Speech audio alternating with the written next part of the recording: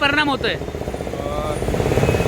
घोडबंदरकडून येणारी लेन जी आहे घोडबंदर आणि यू-टर्न मारतो कॅडबरीवर, इथं यू-टर्न मारताना जो मिक्सर जो आहे त्याचं ड्रायव्हरकडून त्याच्या गाडीवरील ताबा सुटल्यामुळं पलटी झालेला आहे.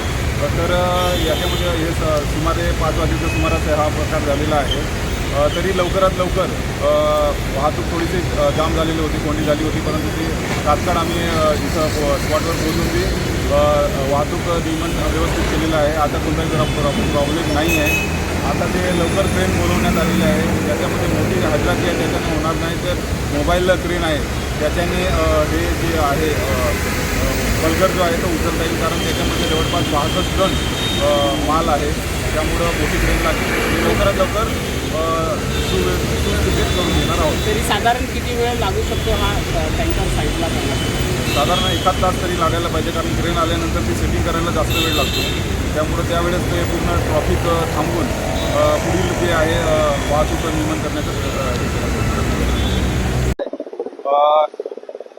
घोडबंदरकडून येणारी लेन जी आहे घोडबंदर आणि तिथून यू-टर्न मारतो कॅडबरीवर, इथं यू-टर्न मारताना जो मिक्सर जो आहे त्याचं ड्रायव्हरकडून त्याच्या गाडीवरील ताबा सुटल्यामुळं पलटी झालेला आहे.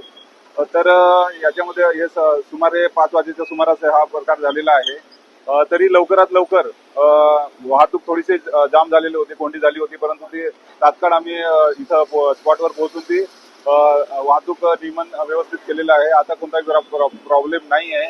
आता जे लवकर क्रेन बोलवण्यात आलेले आहे, याच्यामध्ये मोठी हायड्राची आहे त्याच्याने होणार नाही, तर मोबाईल क्रेन आहे त्याच्याने हे जे आहे बल्गर जो आहे तो उचलता येईल, कारण त्याच्यामध्ये जवळपास 65 टन माल आहे. त्यामुळं मोठी क्रेन लागली आणि लवकरात लवकर सुस्थितीत करून घेणार आहोत. तरी साधारण किती वेळ लागू शकतो हा टँकर साईडला करण्यासाठी? साधारण 1 तास तरी लागायला पाहिजे, कारण क्रेन आल्यानंतर ती सेटिंग करायला जास्त वेळ लागतो. त्यामुळे त्यावेळेस ते पूर्ण ट्रॉफिक थांबवून पुढील जे आहे वाहतूक नियमन करण्याचा हे केलेलं आहे, प्रयत्न केलेला आहे.